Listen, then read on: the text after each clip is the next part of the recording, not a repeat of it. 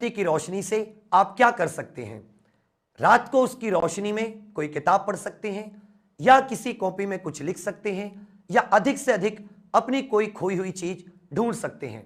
मैंने उसी 10 रुपए वाली मोमबत्ती में अपनी खोई हुई किस्मत को ढूंढ निकाला है। जी हाँ दोस्तों, मेरा नाम विवेक है। मैं एक टीचर, एक एंटरप्रेन्योर और एक एग्जाम्पल वेंचर का डायरेक्टर हूं। इस कहानी की शुरुआत होती है मेरे छोटे से गांव, जो कि उत्तर प्रदेश के बुलंदशहर जिले में है, वहां से। हर एक माँ बाप की तरह मेरे पिताजी ने भी यह सपना देखा था कि उनका बेटा पढ़ लिख कर एक बड़ा अफसर बने, जिंदगी में एक कामयाब इंसान बने, जिसको लोग पहचाने और जो अपने दम पर, अपने पैरों पर खड़ा हो सके।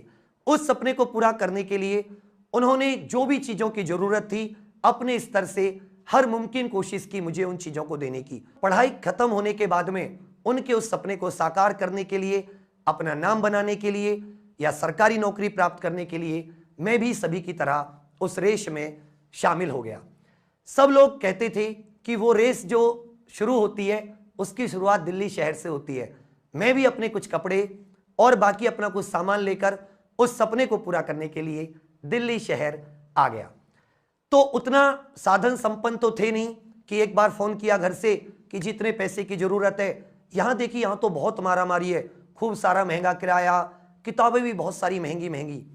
तो मैंने सोचा कि क्यों ना, जब मैं बचपन से एक अच्छे तरीके से पढ़ता आ रहा हूं, तो मैं उसी चीज के दम पर लोगों को साथ साथ, अपनी पढ़ाई के साथ साथ लोगों को पढ़ाकर मैं अपना खर्चा चला सकता हूं, और इससे मेरे घर पर भी बोझ नहीं पड़ेगा और मेरी चीजें भी पूरे आसानी से चीजें चलती रहेंगी।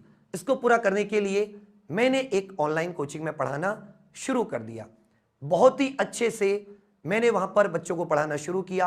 वो सभी बच्चे सरकारी नौकरी की ही तैयारी करते थे। चीजें बिल्कुल सही दिशा में जा रही थी, ज्यादा मुझे रिक्वायरमेंट नहीं थी, तो मैं उतना ही समय देता था कि मेरी पढ़ाई भी डिस्टर्ब ना हो और साथ साथ बच्चों को भी कोई असर ना हो। चीजें चल रही थी, तो कहीं ना कहीं मुझे लगता था कि मैं पूरी ईमानदारी से उन बच्चों को नहीं पढ़ा पा रहा हूं, या मुझे जितना समय इनको देना चाहिए इनकी तैयारी के लिए वो मैं नहीं दे पा रहा हूं। ये चीजें कहीं ना कहीं मुझे अंदर से अंदर ही अंदर मतलब परेशान करती थी कि या तो पूरी तरीके से उनके लिए डेडिकेट हो जाओ, या तो पूरी तरीके से पूरे मन से सब कुछ छोड़कर उनकी तैयारी कराओ, या पूरे मन से अपनी तैयारी करो। मैंने सोचा कि अधूरे रास्ते से इनको नहीं छोड़ता हूं। मैंने अपनी तैयारी को साइड में रखा और मैं उनके सपनों को पूरा करने के लिए, उनके सपनों को अपना सपना मानकर पूरे जी जान से लग गया। दिन रात एक कर दिया, क्योंकि हमारे गांव में कहावत है कि जब एक किसान बंजर जमीन में फसल उगा सकता है, तो तुम मेहनत के दम पर क्या हासिल नहीं कर सकते। और उसी कहावत को पूरा करने के लिए मैं पूरे जी जान से जुट गया। इतने जी जान से जुट गया कि जो विद्यार्थी सोचते थे, जो स्टूडेंट सोचते थे कि हम नहीं पढ़ेंगे, वो लोग भी चीजों को देखकर बहुत अच्छे से उन्हें समझ में आने लगी। वो खुद, उनके अंदर आत्मविश्वास भरने लगा कि हां, हम भी अब कुछ प्राप्त कर सकते हैं। हमारे सपने और उनके सपने अब एक ही रास्ते पर थे और दोनों की मंजिल अब एक ही थी, उन्हें कामयाब बनाना। लेकिन कहते हैं ना कि जब आप कुछ बहुत ही अच्छा सोचने के लिए निकले हो, बहुत ही कुछ अच्छा करने के लिए, तो ऊपर वाला आपकी परीक्षा लेता है, और परीक्षा लेने के लिए वो आपके सामने कुछ परिस्थिति, कठिन परिस्थितियां देता है। यदि आप उसमें सफल हो जाते हो, उन परिस्थितियों को पार पा जाते हो, तो वो आपको नेक्स्ट राउंड के लिए क्लियर कर देता है, और नहीं तो वो आपको वापस जहां से आए हो वहीं पर भेज देता है। ऐसा ही मेरे साथ हुआ। एक दिन मुझे पता चलता है कि अब उस इंस्टीट्यूट को मेरी जरूरत नहीं है। मेरे सामने एकदम सब कुछ ब्लैंक हो गया, अंधेरा सा हो गया, क्योंकि मैं अपने सब कुछ सपनों को त्याग चुका था। मैं भूल चुका था कि मैं कौन हूं, मैं किस मकसद से दिल्ली आया हूं। मुझे सिर्फ एक ही चीज दिखती थी, मेरे स्टूडेंट्स, मेरे स्टूडेंट्स, मेरे स्टूडेंट्स, उनके एग्जाम, उनके एग्जाम, उनके एग्जाम। अब दो ही मेरे पास रास्ते थे, या तो मैं जगह जगह फिर से उसी मेहनत करने के लिए कहूं कि आप मुझे अपने यहां पर रख लीजिए, मुझे अपने यहां पर मौका दीजिए, या फिर मैं अपने घर वापस लौट जाऊं। मैंने दूसरा रास्ता चुना। मैं बहुत ज्यादा डिस्टर्ब हो चुका था, सोचा घर पे कुछ दिन रहूंगा तो शायद कुछ चीजें और अच्छे या बेहतरीन हो पाए। घर पे पहुंचा तो दिमाग में वही सारी चीजें चलती रहती थी कि मेरे स्टूडेंट्स का एग्जाम आने वाला है, क्योंकि वो एग्जाम का समय था जिसके लिए मैंने इतनी मेहनत की है। किसी भी वजह से मैं उस चीज को उन्हें नहीं दे सकता तो ये उनके साथ बहुत बड़ा एक विश्वास तोड़ने जैसा होगा। मैं उसे नहीं तोड़ना चाहता था। मैंने देखा कि मेरे पास कितने पैसे हैं, मैंने कहा मेरे पास तो 2-3 हज़ार रुपए हैं, उससे क्या हो सकता है। तो मैंने सोचा इससे तो बहुत कुछ हो सकता है, इससे एक बोर्ड आ सकता है, इससे एक मार्कर आ सकता है, इससे और जो मुझे छोटी छोटी चीजें इंटरनेट आदि की रिक्वायरमेंट है वो पूरी हो सकती है। फोन मेरे पास था ही। तो यहां से शुरू होती है एक और उस परीक्षा में, अपनी परीक्षा जो कि मेरी खुद की परीक्षा थी, उसे पास करने की जंग।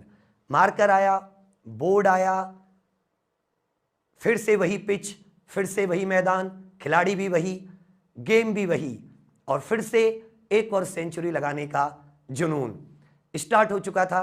लेकिन गांव में बहुत सारी समस्याएं आती हैं।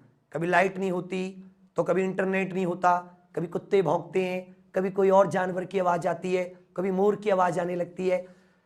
इंटरनेट और जो लाइट की समस्या थी ये बहुत ज्यादा थी। एग्जाम बिल्कुल सर पे थे, बिल्कुल सब कुछ सही चल रहा था, एग्जाम सर पर थे, उनको भी निकालना था। दूसरी तरफ लाइट गांव में आनी रही थी रेगुलर। तो मैंने क्या सोचा कि अब मैं कैसे करूंगा।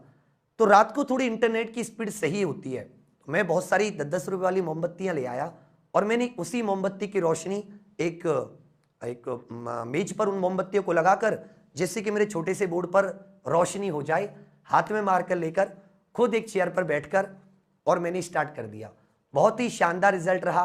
बहुत ही, कहते हैं ना कि जब आप अंधेरे से जंग लड़ रहे होते हैं और अगर आप में हौसला और जुनून है तो जंग में जीत आपकी ही होती है।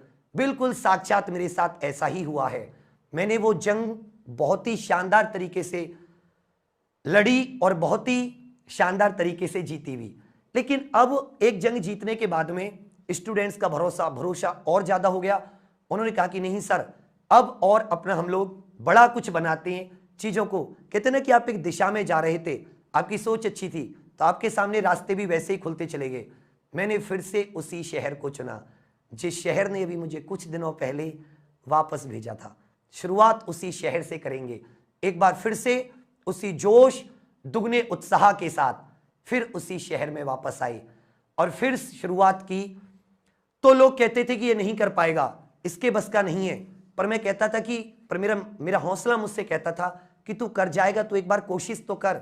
और इसी कोशिश को पूरा करने के लिए एक दिन हमने डिसाइड किया कि हम 12 घंटे की लगातार बिना रुके, बिना बैठे, खड़े होकर लगातार क्लास करेंगे। हम बताएंगे लोगों को कि अगर आपके सामने टीचर नहीं है तो भी आप पढ़ सकते हैं, तो भी आप जो वो सिखा रहा है उससे सीख सकते हैं। और उसी हौसले से हमने वो 12 घंटे की एक रिकॉर्ड YouTube पे बनाने की कोशिश की और बहुत ही शानदार तरीके से हम उसमें कामयाब हुए। और यहां से YouTube पर एक अलग ही क्रांति की शुरुआत होती है। ये जो मोमबत्ती की जंग थी, ये जो भरोसा था हमारा हमारे ऊपर, ये जो हमारा आत्मविश्वास था और हमारा जो कुछ कर गुजरने का इरादा था, आज उसी इरादे, हौसले के बल पर उसी शहर में, जिस शहर ने कभी धक्का दिया था, उसी शहर में एक बड़ा ऑफिस है, 100 से अधिक लोगों की एक टीम है और उस टीम को चलाने के लिए जितने भी साधन, रिसोर्सेज की आवश्यकता है, वो सारे के सारे रिसोर्सेज हैं। ये सब कुछ मुमकिन हो पाया है तो उसी मेहनत और उसी हौसले की वजह से।